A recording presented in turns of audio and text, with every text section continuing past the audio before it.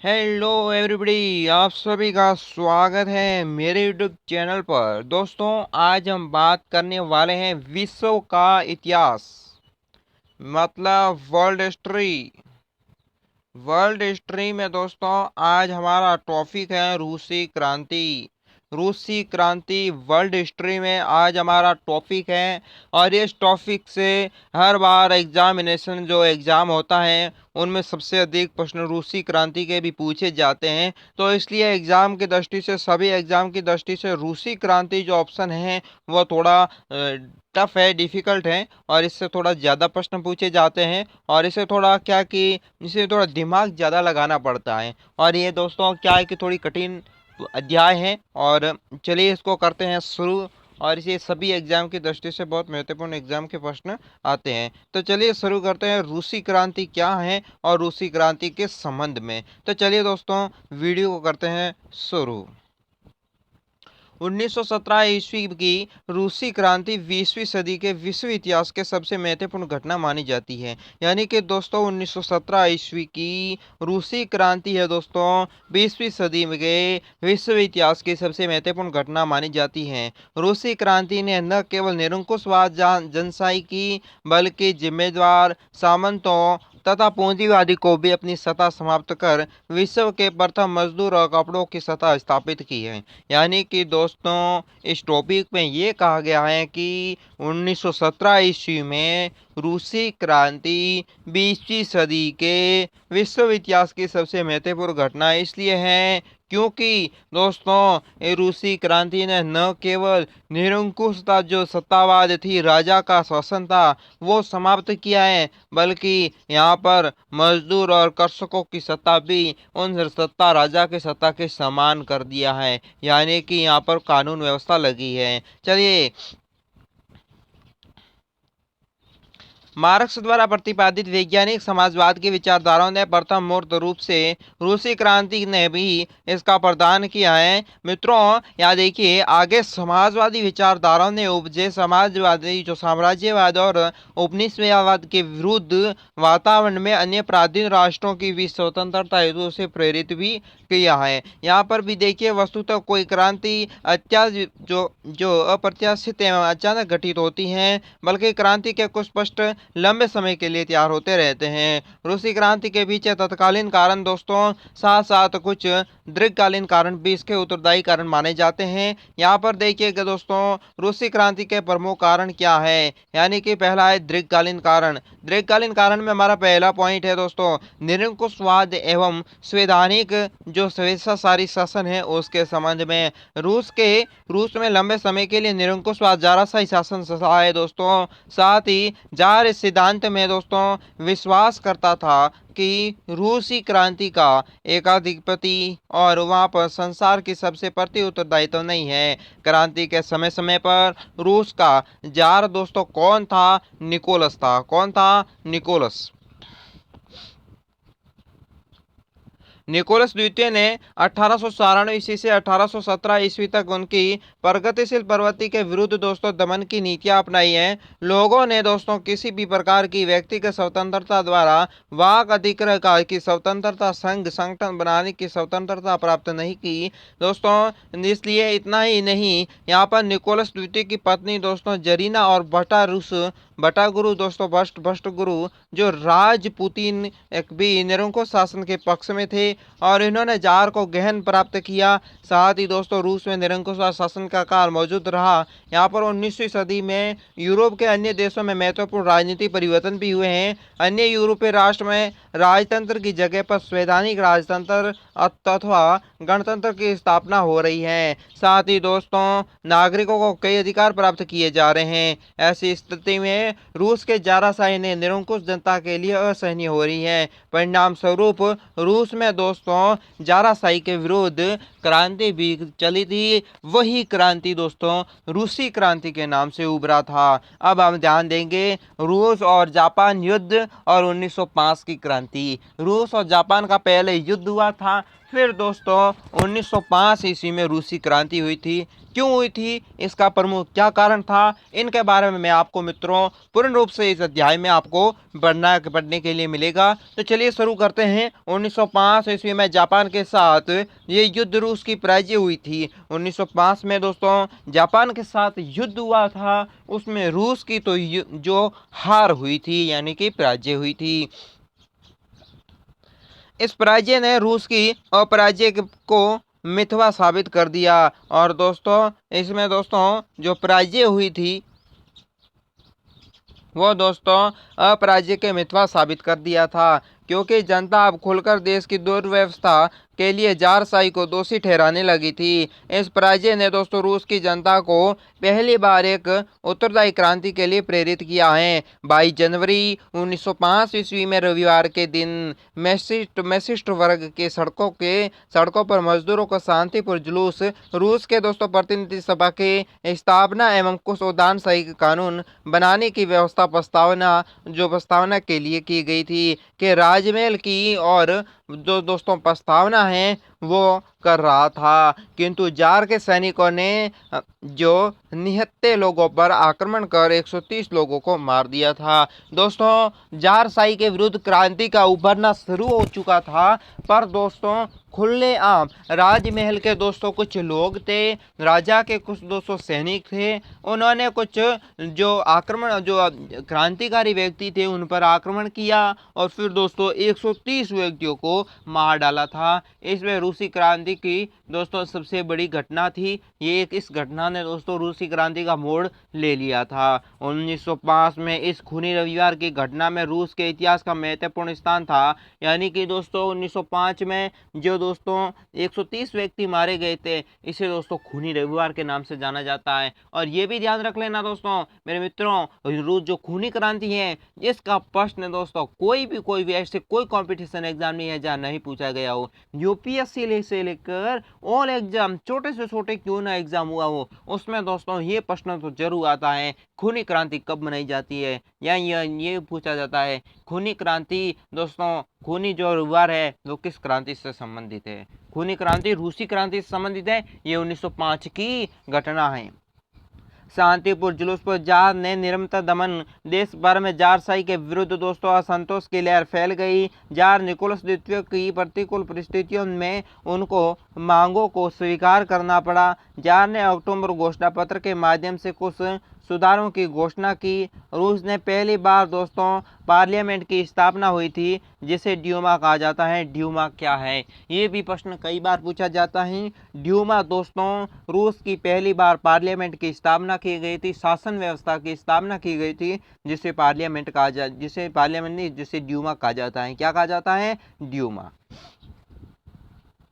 जनता को लोकतांत्रिक स्वतंत्रता नागरिकता अधिकार प्राप्त किए, किंतु दोस्तों ड्यूमा को कोई विशेष महत्व नहीं था, क्योंकि ड्यूमा को जार द्वारा बार बार भंग कर दिया गया था। इस प्रकार 1917 ईस्वी के आते आते जनता ये समझ चुकी थी कि जार में वास्तविक मसा अपने निरंकुश एवं स्वेच्छाधारी शासक को बनाए रखना चाहता है। अतः जो जनता क्रांति के माध्यम से स्थायी परिवर्तन लाना चाहती थी। अब दोस्तों इसमें यह था कि जनता ने दोस्तों जो शासन में जो राजा था उनके विरुद्ध दोस्तों जो आंदोलन कर दिया था। अब दोस्तों जनता क्रांति के माध्यम से यहाँ पर स्थायी परिवर्तन तो होना ही था। अब चलिए दोस्तों मेरे चैनल को सब्सक्राइब करें, वीडियो को लाइक करें, वीडियो के लिंक को दोस्तों के साथ शेयर कर दीजिएगा। अब मैं आपको बात करने वाला हूँ अयोग्य एवं भ्रष्ट नौकरशाही, यानी अयोग्य जो योग्य न हो और दोस्तों साथ ही भ्रष्ट नौकरशाही, इनके बारे में भी रूस में मौजूद नौकरशाही भी वंशानुगत अकुशल एवं भ्रष्ट भी थे। उच्च पदों की कुलीन वर्ग सामंत जो जमींदारों को ही नियुक्त किया गया था, जो एक स्वेच्छाचारी एवं निरंकुश शासन को विवश करते थे। और इसके साथ ही इसे भ्रष्ट और दोस्तों अयोग्य नौकरशाही ने भी जनता को क्रांति हेतु दोस्तों आक्रोशित किया था, क्योंकि वे टैक्स अधिक लेते थे और उन्हें दोस्तों मनमाने काम करते थे। इसलिए दोस्तों जनता उनसे क्रोधित थी और इस क्रोध के कारण भी रूस की क्रांति को थोड़ा सहयोग अधिक मिला था। इसके साथ ही सामाजिक एवं आर्थिक असमानताएं, सामाजिक और आर्थिक असमानताएं। रूस समाज मुख्यतः दो भागों में विभक्त थी। रूस समाज दोस्तों कितने भागों में विभक्त थी मित्रों? 2 भागों में। ठीक है, अब देखिए प्रथम विशेषाधिकार प्राप्त वर्ग जिसमें सामंत जार के जो कर्सा पात्र हैं बड़े पूंजीवादी थे। दूसरा दोस्तों अधिकावेत वर्ग था। इसके साथ ही किसान, मजदूर, मध्य वर्ग, शिक्षक, बुद्धिजीवी आदि थे। प्रथम वर्ग में संपन्न था और जार का निरंकुश शेषाधिकारी समर्थक था। उत्पादन के साधनों में भूमि, खान, कारखानों में भी दोस्तों वर्ग का अधिकार था। वो वर्ग अपने सामाजिक आर्थिक हितों को प्राथमिकता भी देते थे।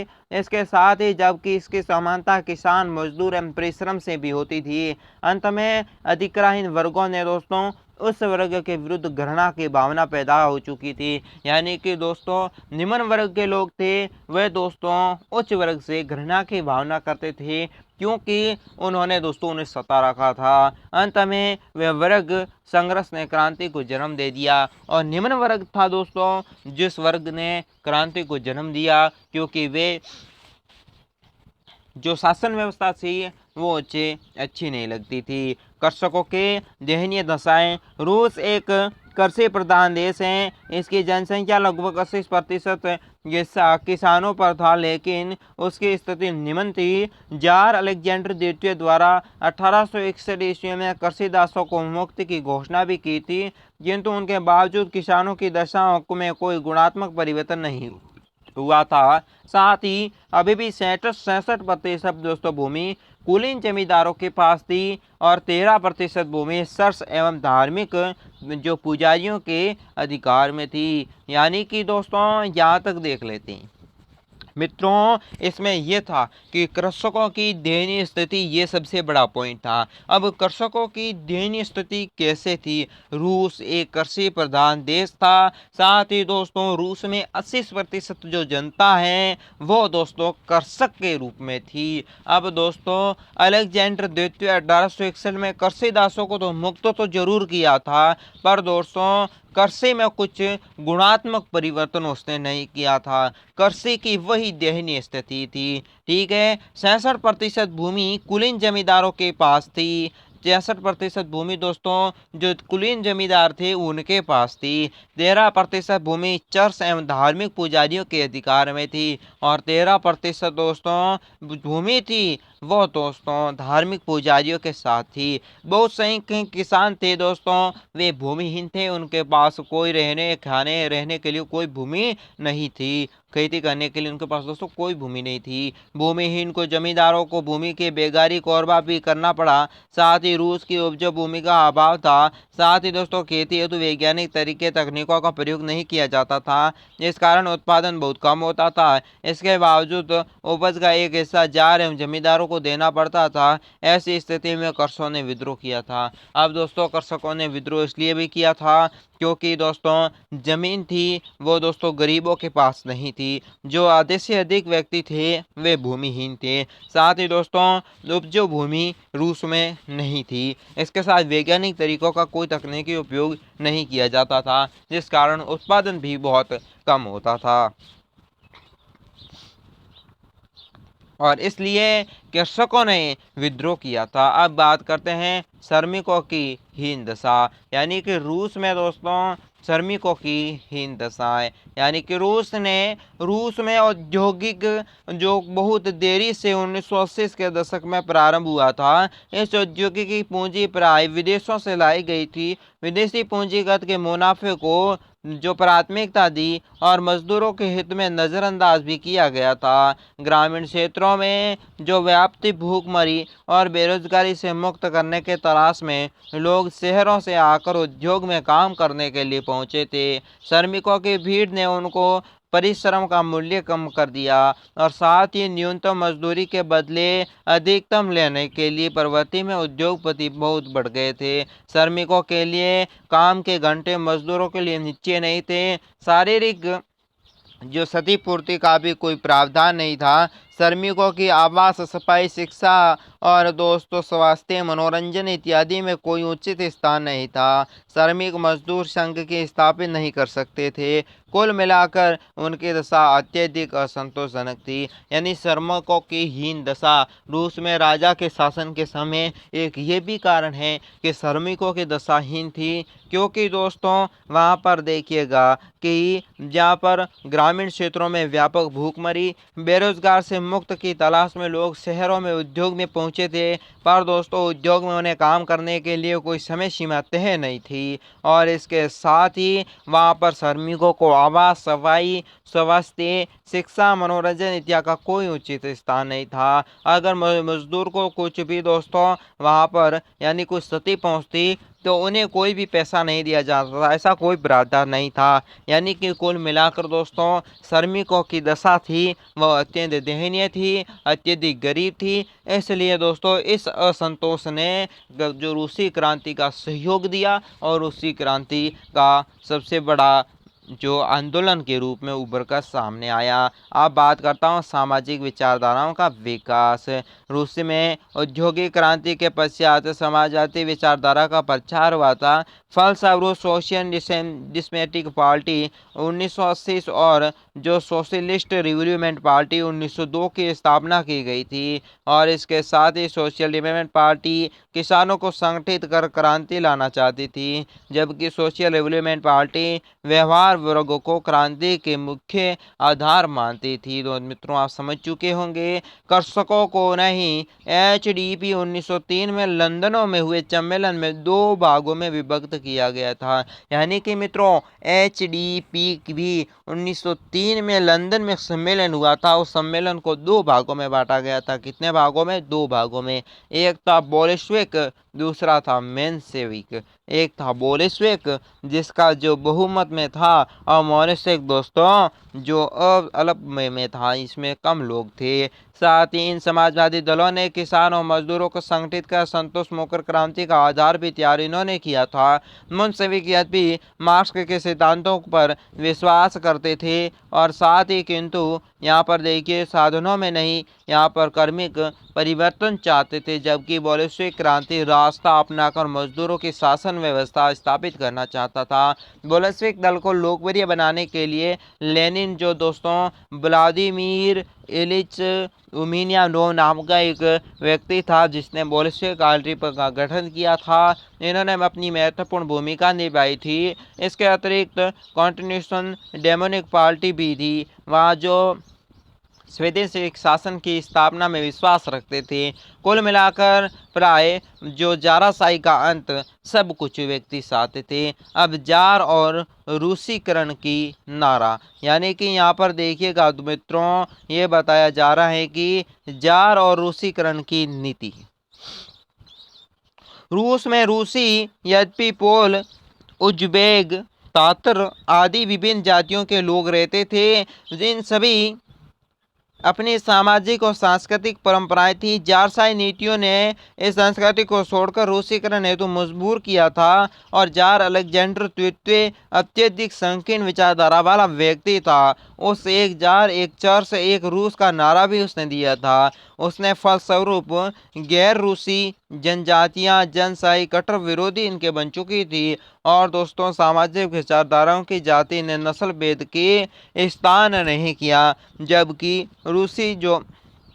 रूसी जनसंख्या जो समाजवाद की ओर आकर्षित हो रही थी। यानी कि मित्रों रूस में जो जार की रूसीकरण नीति क्या थी, उसने नारा दिया था एक जार, एक सर्स, एक रूस। और साथ ही दोस्तों जो जनजातियां थी उनकी संस्कृति को छोड़ने पर जार ने मजबूर किया था। इसलिए दोस्तों सभी जनजाति उस जार के विरोध हो चुकी थी। अब बात करता हूँ बौद्धिक कारण। रूस के क्रांति होने के प्रमुख बौद्धिक कारण। रूस में टॉल्स्टॉय और तुर्गनेव, दोस्तोयेव्स्की जैसे उष्णकोटि के लेखकों ने बौद्धिक चेतना को बढ़ाने के लिए महत्वपूर्ण कार्य किया था। टॉल्स्टॉय ने अपनी रचना लिखी थी वार एंड पीस में नेपोलियन द्वारा रूस पर आक्रमण, रूस के नेपोलियन प्रभावों का उल्लेख भी इसमें किया है। इस प्रकार रूस में गौरव की बर्खास्त एवं वर्तमान दुर्दशा की तुलना कर दार्शनिक ने जनता की क्रांति हेतु से प्रेरित भी किया है। अब बात करता हूँ तत्कालीन कारण। रूस क्रांति होने के तत्कालीन कारण क्या थे? प्रथम विश्व युद्ध में रूस की भागीदारी। जारशाही की साम्राज्यवादी महत्वाकांक्षा के कारण रूस भी अगस्त 1914 ईस्वी में प्रथम विश्व युद्ध में शामिल हो गया था। युद्ध के दौरान रूसी सेनाएं जर्मन सेनाओं की कई मोर्चे पर पराजय हुई थी और रूस के किसानों ने जबरदस्त सेना में भर्ती किया जाने लगा। सेना को उचित प्रशिक्षण, वेतन भत्ते एवं अस्त्र शस्त्र, कपड़े आदि नहीं मिल पा रहे थे। लोहे और कोयले की कमी के कारण कारखाने बंद हो गए। ऐसी स्थिति में आर्थिक रूप से जर्जर रूस दोस्तों पतनोमुखी स्थिति पर पहुंच गया था। अब दोस्तों सबसे बड़ा कारण था प्रथम विश्व युद्ध में रूस की भागीदारी, यानी कि जारशाही दोस्तों अगस्त 1917 में प्रथम विश्व युद्ध था उसमें शामिल हो चुका था, प्रथम विश्व युद्ध में शामिल हो चुका था, जिससे दोस्तों रूस की सेनाएं जर्मन की सेना से कई मोर्चे, कई युद्धों में पराजय का अपना मुंह देखना पड़ा था। इसके साथ ही प्रशिक्षण, वेतन भत्ते, अस्त्र शस्त्र, कपड़े आदि दोस्तों जो सेना में किसानों को जबरदस्त भर्ती किया गया था उन्हें नहीं मिल पा रहे थे। और दोस्तों रूस में लोहे और कोयले की कमी के कारण दोस्तों कारखाना बंद होता जा रहा था। ऐसी स्थिति में दोस्तों आर्थिक रूस, जंजर रूस दोस्तों पतनोमुखी हो चुका था, यानी पतन की स्थिति पर पहुंच चुका था। अब देखिएगा रूस सेनाओं के निरंकुश पराजय से सैनिक भी तो क्षुब्ध भी थे, इसके साथ ही रूस की जनता भी राष्ट्रीय अपमान को देखने लगी थी। दैनिक उपभोक्ता में वस्तु का अभाव ने आम जनता को क्षुब्ध कर दिया था। भ्रष्ट एवं निकमी जो नौकरशाही किसी भी प्रकार के सुधारों के प्रति अच्छाई बनाती थी। दरबारी षड्यंत्रों में वृद्धि होने लगी। परिणाम स्वरूप 1916 में रासपुतिन की हत्या के रूप में सामने आया। रासपुतिन की हत्या के बाद राजा ने युद्ध में विचार करने के लिए बुलाई गई ड्यूमा में भंग कर दिया था। रूस में पहली बार लोग खाद्यान्न की समस्याओं से जूझ भी रहे थे। राजा द्वारा ड्यूमा को भंग करने की स्थिति भी बिगड़ चुकी थी। इस कारण प्रथम विश्व युद्ध ने रूसी क्रांति की प्रक्रिया में घटना में दोस्तों वृद्धि की थी। अब देखिए क्रांति के चरण। अब क्रांति के दोस्तों पहला चरण कब से कब तक चला था, क्रांति के प्रमुख चरणों के बारे में मैं आपको बताने वाला हूँ।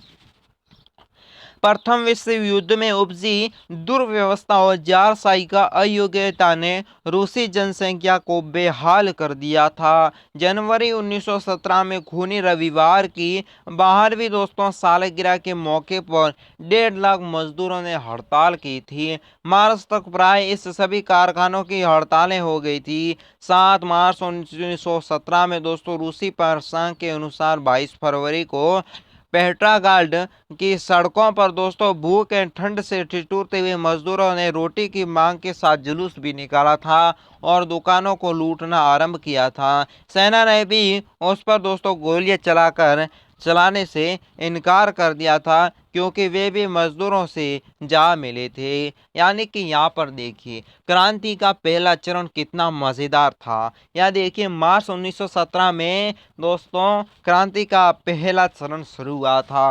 प्रथम विश्व युद्ध में उपजी दुर्व्यवस्था दोस्तों जारशाही की अयोग्यता को देखते हुए दोस्तों रूसी जनता ने बेहाल से दोस्तों अपनी हाल को देखते हुए प्रथम क्रांति करने का ऐलान किया। जनवरी 1917 में खूनी रविवार हुआ था। उसकी 12वीं सालगिरह के मौके पर दोस्तों 1.5 लाख मजदूरों ने हड़ताल की थी। साथ ही दोस्तों मार्च तक प्राय सभी कारखाने दोस्तों हड़तालें हो चुकी थी। 7 मार्च 1917 को दोस्तों पेट्रागार्ड में सड़कों पर भूख से ठिठुरते लोगों ने भी रोटी की मांग के साथ जुलूस भी निकाला था। ये बहुत बड़ी घटना थी। इसके साथ ही दोस्तों उन जो व्यक्तियों ने क्रांति की थी, उन लोगों ने दुकानों को लूटा था और सेना ने भी दोस्तों इस जुलूस पर गोलियां चलाने के लिए इनकार कर दिया था, क्योंकि दोस्तों सेना भी मजदूरों से जा मिली थी। ये सबसे बड़ा बहुत महत्वपूर्ण कारक है। मजदूरों और सैनिकों ने भी मिलकर क्रांतिकारी सोवियत संघ के गठन कर लिया था। शासन में वास्तविक अधिकार दोस्तों स्वतंत्र ले लिया और जार ने अपनी अराजकता का अंत करते हुए युद्ध स्थल पर राजधानी जाने का निश्चय किया, किंतु विद्रोही सेना ने भी उसे स्पेशल रेलगाड़ी को विस्मयान नगर भेज दिया था, वहां उसे कैद कर दिया। 14 मार्च 1917 को पेट्रागन की सोवियत और ड्यूमा के बीच में समझौता हुआ, जिसके फलस्वरूप अस्थायी सरकार का गठन किया गया। प्रारंभ में अस्थायी सरकार के नेतृत्व में दोस्तों सीडीपी के पिस्लाव ने इसे संभाला था, किंतु आगे बढ़कर समाजवादी क्रांतिकारी दल के नेता अलेक्जेंडर करेंसी के अंत मंत्रिमंडल का इन्होंने गठन किया और साथ ही दोस्तों रूस में 300 वर्ष के शासन कर रहे जो रोमानोव राजवंश का अंत हो गया। इस प्रकार रूस में दोस्तों जो करेंस्को के नेतृत्व में मध्यम वर्ग की सत्ता स्थापित हो गई, जबकि क्रांति सफल होने के लिए प्रमुख योग्यता दोस्तों मजदूर और किसान थे। यानी कि क्रांति सफल होने के दो व्यक्ति इसमें बहुत जिम्मेदार थे, एक थे कृषक और दूसरे थे मजदूर। अब चलिए द्वितीय चरण नवंबर 1917 की क्रांति यानी कि रूस की क्रांति का दूसरा चरण कैसा रहा। केरेंस्की के नेतृत्व में बनी अस्थायी सरकार के सदस्य मुख्यतः जमींदार, उद्योगपति और पूंजीवादी थे। इस सरकार का मुख्य उद्देश्य था दोस्तों प्रजातांत्रिक सरकार की स्थापना करना, मित्र राष्ट्रों के सहयोग से युद्ध चलाना, व्यक्तिगत संपत्ति के अधिकार की रक्षा एवं उनके दोस्तों रूस के समस्त संस्थाओं के जो वैधानिक उपायों द्वारा परिवर्तन लाना। परंतु बोल्शेविक ने इस सरकार को स्वीकार नहीं किया, क्योंकि इनके अनुसार परिवर्तन पर्याप्त नहीं था। अप्रैल दोस्तों 1917 ईस्वी में लेनिन स्विट्जरलैंड के वापस रूस लौट आए और उन्होंने सारी सत्ता सोवियत किसान और मजदूरों के सहयोग संगठन को शांतिपूर्वक हस्तांतरित करने का नारा भी दिया। लेनिन और बोल्शेविक की मांग भी थी। इसके साथ ही रूस प्रथम विश्व युद्ध से हट जाने और उद्योग एवं मजदूरों को नियंत्रण हो जाने और जोतने वाले को जमीनें दे दी गई। यानी कि जो जमीनें थी, जो व्यक्ति जोत रहे थे, जो खेती करते थे, उन किसानों को अपनी अपनी जमीन दे दी गई। अस्थायी सरकार ने जन विरोधी नीतियों का कारण मजदूर, किसानों, सैनिकों में असंतोष बढ़ने लगा। मजदूर और सैनिकों की भीड़ों में पेट्रागार्ड की सड़कों पर निकलकर सारी सत्ताएं सोवियत संघ को सौंपने की मांग कर रहे थे, किंतु जो केरेंस्की के इन शांतिपूर्ण जुलूसों पर गोलियां चलवाई थी। बोल्शेविक नेता लेनिन ने जब देखा तो किसान और मजदूर और सैनिकों क्रांति के पक्ष में थे और 7 नवंबर 1917 को क्रांति की घोषणा की गई। इसके पश्चात दोस्तों क्रांति का दूसरे चरण में 6 से 7 नवंबर 1917 को रात्रि को बोल्शेविक ने किसान, मजदूर और सैनिकों के सहयोग से पेट्रोगन की सरकारी इमारतें, रेलवे स्टेशन, डाकघर, बैंकों पर उन्होंने अधिकार कर लिया। 7 नवंबर 1917 को बोल्शेविक ने जार के भूतपूर्व महल जहां अस्थायी सरकार कार्यरत थी, उन्होंने आक्रमण कर उन पर अधिकार कर लिया। केरेंस्की राजधानी छोड़कर भाग खड़ा हुआ। अंत में दोस्तों मंत्रियों को बंदी बनाया गया। इस बंदी ने बोल्शेविक ने घोषणा की थी कि अंतरिम सरकार का शासन समाप्त कर दिया जाएगा। साथ ही मेरे दोस्तों लेनिन के नेतृत्व में जन कॉमिनार यानी जन मंत्रिमंडल का गठन किया गया। लेनिन को इसमें सभापाल्ट, टाटर्स्की के युद्ध मंत्री और दोस्तों स्टालिन के विदेश मंत्री को नियुक्त किया गया। इस तरह लेनिन के नेतृत्व में नवंबर 1917 में रूस की बोल्शेविक क्रांति दोस्तों सफल हुई थी। दूसरे चरण में बोल्शेविक क्रांति थी वो दोस्तों सफल हुई। 1917 ईस्वी में। अब देखिएगा यहाँ पर लेनिन के नेतृत्व में बोल्शेविक दल था। उन्होंने लेनिन की सफलता के प्रमुख कारण किसानों एवं मजदूरों का समर्थन, रूसी जनसंख्या के किसान और मजदूरों का बहुलता थी। बोल्शेविक ने इस हितों की मांग को उठाकर इनका समर्थन प्राप्त किया था। कर्षकों को ये भी भय था कि बोल्शेविक में हारने से उनकी भूमि छिन जाएगी, जमींदार पुनः बोलबाला हो जाएगा। इस तरह मजदूरों का भय था कि बोल्शेविक की पराजय के हालात में जो पूंजीपति अधिपत्य पुनः कारखाने की स्थापना हो जाएगी और उनका शोषण करेंगे। इसके बचने के लिए किसान एवं मजदूर ने बोल्शेविक व्यक्ति था जो उनका सहयोग दिया। रूस एवं क्षेत्रीय विस्तार। रूस जैसे विशाल देश में क्रांतिकारी को पकड़ना और उनका संगठन में तोड़ना आसान नहीं था, क्योंकि जारशाही बोल्शेविक के खिलाफ रहते हुए भी दोस्तों पूरी राज्य क्रांतिकारियों को पकड़ने में असक्षम रही थी, जिनका परिणाम स्वरूप अंत में बोल्शेविक क्रांति सफल हुई थी। प्रथम विश्व युद्ध। बोल्शेविक क्रांति प्रथम विश्व युद्ध के काल में हुई थी। इस कारण साम्यवादी रूस में नफरत करते हुए भी मित्र राष्ट्र में युद्ध नहीं कर सकते थे। मित्र राष्ट्रों की युद्ध की व्यापकता का लाभ उठाकर प्रोटेस्टेंटों ने 55 लाख की लाल सेना का गठन किया था। क्रांति विद्रोह दोस्तों विरोधी राजतंत्र में समर्थकों और लोकतंत्र समर्थकों एवं दोस्तों सैन्य अधिकारियों ने विद्रोह को कुचलने का ताकतों थी उनका प्रयास भी किया था। इसके साथ ही देखिएगा दोस्तों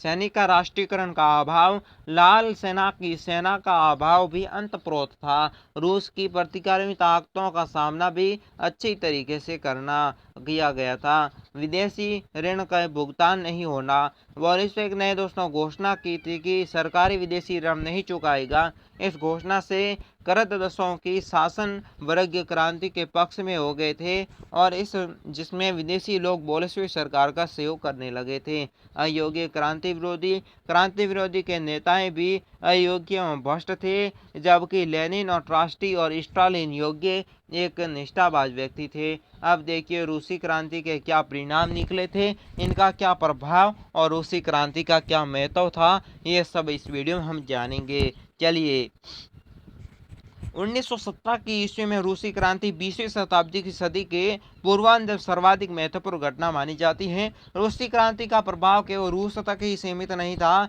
बल्कि उनका दोस्तों अंतर्राष्ट्रीय स्तर पर दूरगामी प्रभाव भी रहा था। इतिहासकार H.G. वेल्स ने भी इसका इस्लाम के उदय के बाद भी सर्वाधिक महत्वपूर्ण घटना भी बताई है। प्रोलास्की ने भी दोस्तों ईसा के जन्म के बाद भी इसकी महत्वपूर्ण घटना मानी जाती है। रूसी क्रांति के दोस्तों परिणामों ने यहाँ पर देखिए निम्नलिखित बिंदुओं के अंतर्गत समझाया है। अब देखिए यहाँ पर देखते हैं राजनीति क्या कारण था। जारशाही की समाप्ति। रूसी क्रांति में निरंकुश जारशाही का सदैव के लिए समाप्त कर जाना चाहते थे और कृषक और मजदूर नेतृत्व में सामाजिक शासन व्यवस्था की स्थापना करना चाहते थे। अब देखिए अनेक राजवंशों का पतन हो चुका था। बोल्शेविक क्रांति ने रूस के चले आ रहे पिछले 300 वर्ष के स्थापित रोमानो राजवंश का अंत कर दिया। इतना ही नई क्रांति का सफलता ने दोस्तों यूरोप में राजनीतिक चेतना भी जागी है। इसमें राजतंत्र विरोधी भावनाएं और दोस्तों अधिक प्रबल हो चुकी थी। फलस्वरूप अक्टूबर 1918 ईस्वी में दोस्तों ऑस्ट्रिया हंगरी में हैप्सबर्ग राजवंश का खात्मा हुआ और दोस्तों आगे देखिएगा नवंबर 1918 में जर्मन के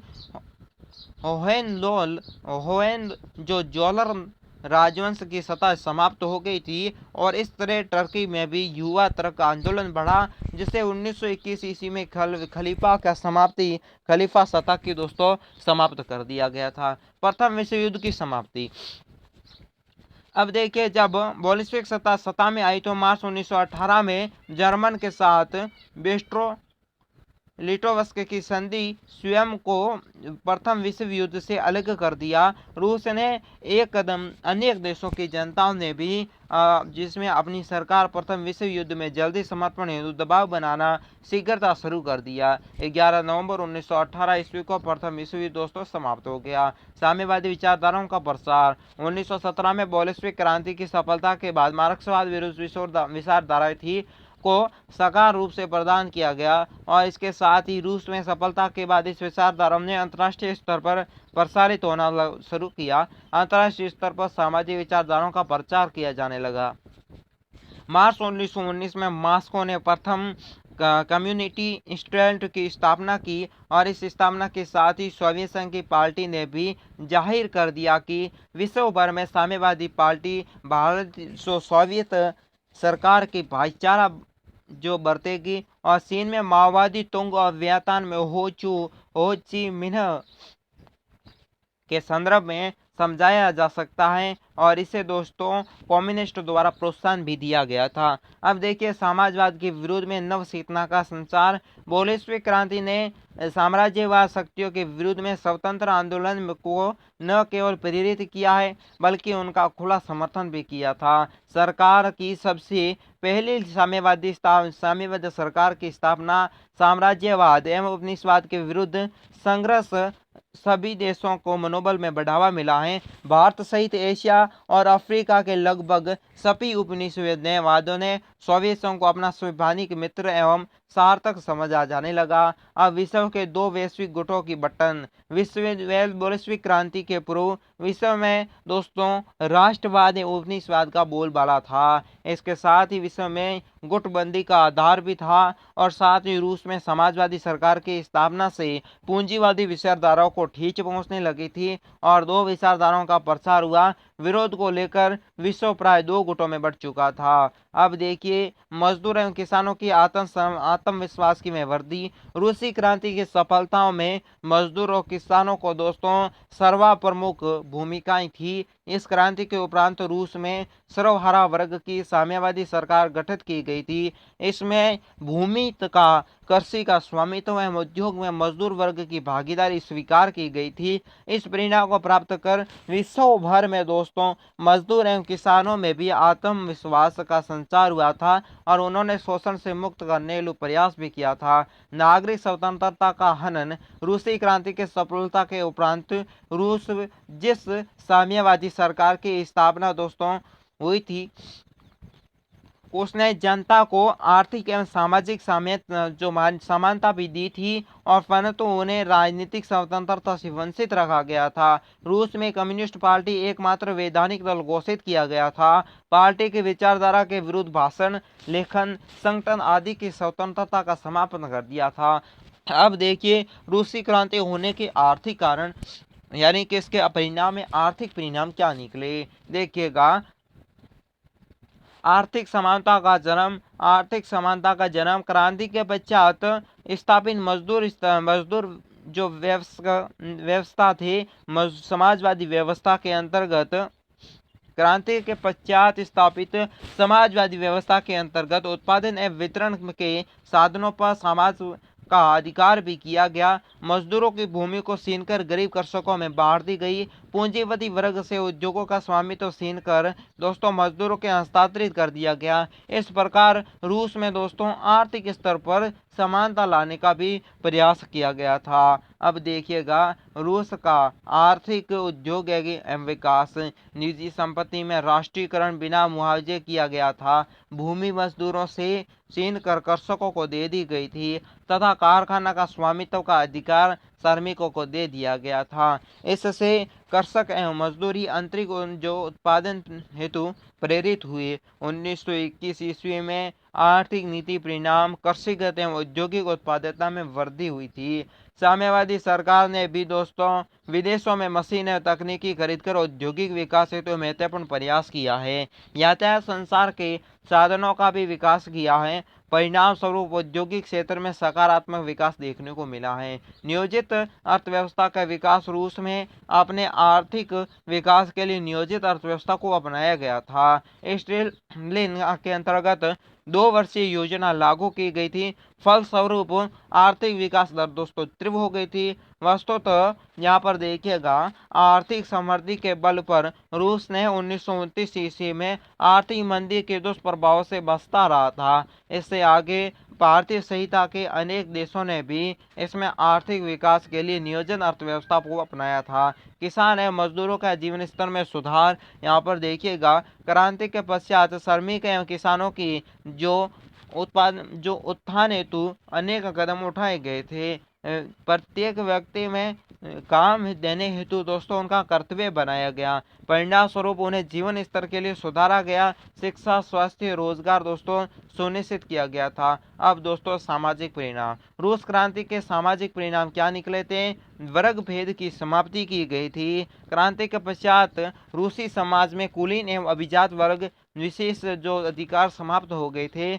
किसान मजदूरों को सम्मानजनक स्थान प्राप्त हुआ और जन्म, लिंग, नस्ल, धर्म, जाति आदि का भेदभाव समाप्त कर योग्यताओं के आधार पर नागरिकों की दोस्तों राजनीतिक, सामाजिक, शैक्षणिक, आर्थिक आदि क्षेत्रों पर समान अवसर मिला। धर्मनिरपेक्षता को बढ़ावा देना, क्रांति के पश्चात रूस में सभी धर्मों को समान बढ़ावा दिया गया था। राज्य में धर्मों को सभी हस्तक्षेप नहीं किया गया था और इसके साथ ही प्रत्येक व्यक्ति में स्वतंत्र इच्छा का निर्भर रहने लगा और इच्छानुसार किसी भी धर्म का पालन करने लगे थे। शिक्षा का विकास, क्रांति के पश्चात शिक्षा से धर्म का नियंत्रण समाप्त हो गया। परंपरागत शिक्षा की जगह इंजीनियरिंग, मेडिकल और प्रबंधकीय, व्यवसायिक एवं सामाजिक उपयोगी शिक्षा पर जोर दिया गया। 8वीं कक्षा तक की शिक्षा अनिवार्य शिक्षा बना दी गई। महिला की स्थिति में परिवर्तन, रूसी महिलाओं की स्थिति दोस्तों में बहुत परिवर्तन हुआ है। इसके साथ ही अधिक से अधिक संतान पैदा करने वाली रूसी महिला को विशेष रूप से सम्मानित किया जाने लगा था क्योंकि उनका योगदान रूसी श्रमिक एवं किसानों की आबादी में तेजी से बढ़ रही थी। खेत खलिहानों में नहीं बल्कि कारखाना में, प्रयोगशालाओं से भी रूसी महिलाओं की नियुक्ति भी की जाने लगी। इस मताधिकारों ने शिक्षा और रोजगार के क्षेत्रों में पुरुषों के समकक्ष महिलाओं को भी दोस्तों अधिकार दिया गया था। अब देखिए वैश्विक प्रभाव, रूसी क्रांतियों की सफलता से विश्व में साम्यवादी विचारधाराओं का प्रचार हुआ था तथा दोस्तों अनेक देशों में साम्यवादी सरकारों की स्थापना होने लगी थी। साथ ही वैश्विक स्तर पर श्रमिकों के प्रति जो उदार दृष्टिकोण अपनाया जाने लगा था तथा इसमें दोस्तों अधिकारों की घोषणा, श्रमिकों से आत्मविश्वास जगा और साथ ही श्रमिकों की स्थापना हेतु प्रेरित भी किया गया था। परिणाम स्वरूप ILO की स्थापना के रूप में देखी जा सकती है। साथ ही रूसी क्रांति के परिणाम स्वरूप विश्व स्तर पर आर्थिक नियोजन प्रणाली लोकप्रिय हो गई थी। अब देखिए रूसी क्रांति के क्या निष्कर्ष निकले। इस प्रकार रूसी क्रांति का प्रभाव न केवल रूस संदर्भ में बल्कि विश्व भर के संदर्भ में देखा जाने लगा। इस क्रांति के परिणाम स्वरूप पहली बार शासन सत्ता कुलीन मध्य वर्ग से नहीं बल्कि श्रमिकों और मजदूर वर्ग के अधिकार में स्वीकार में चली गई थी। उत्पादन एवं दोस्तों वितरण के साधनों पर संपूर्ण समाज में अधिकार की स्वीकार करने हुए आर्थिक समानता स्थापित करने का प्रयास किया गया था। किंतु रूसी क्रांति के परिणाम स्वरूप कुछ सीमाएं भी थी। इस साम्यवादी निरंकुश की स्थापना किए जाने के लिए स्वतंत्र व्यक्ति का गला घोंट दिया गया था। साथ ही इस सीमाओं के बावजूद रूसी क्रांति का महत्व कम हो चुका था। रूसी क्रांति ने मजदूर, कृषकों, स्त्रियों द्वारा सशक्तिकरण को आगे बढ़ावा दिया गया और साम्राज्य के विरुद्ध में वैश्विक स्थिति निर्मित की गई थी। तो दोस्तों आप समझ गए होंगे रूसी क्रांति के बारे में और दोस्तों मेरे चैनल को सब्सक्राइब करें, वीडियो को लाइक करें, वीडियो के लिंक को दोस्तों के साथ शेयर कर लें और दोस्तों साथ ही साथ अगला अध्याय हमारा प्रथम एवं द्वितीय विश्व युद्ध, इसके संदर्भ में दोस्तों वर्ल्ड हिस्ट्री में हमें पूर्ण रूप से पढ़ा दिया है। वो अध्याय भी मेरे YouTube चैनल पर उपस्थित है तो वो देखना ना भूलें और साथ ही मेरे YouTube चैनल के साथ बने रहें। आज के वीडियो में बस इतना ही। भास्कर को दीजिए इजाज़त। नमस्कार।